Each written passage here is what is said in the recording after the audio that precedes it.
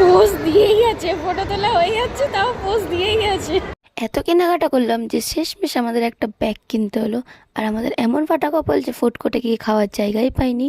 আর আমি চলে গেলাম আজকের 1 বছর পর South City. So hey guys, আমি নিশা চলে এসেছি আবারও একটা নতুন ভিডিও নিয়ে। তো আমার দিদি অনেক দিন ধরে আমার মাথা খেয়ে যাচ্ছিলো, চল না সাউথ সিটি যাবো, চল না সাউথ সিটি যাবো।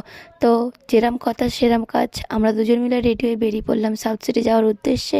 আর ট্রেন ধরে সোজা চলে এলাম যাদবপুর স্টেশন। আর এখানে দিদি সেল দেখে লুটে পুটে কেনাকাটা করলো।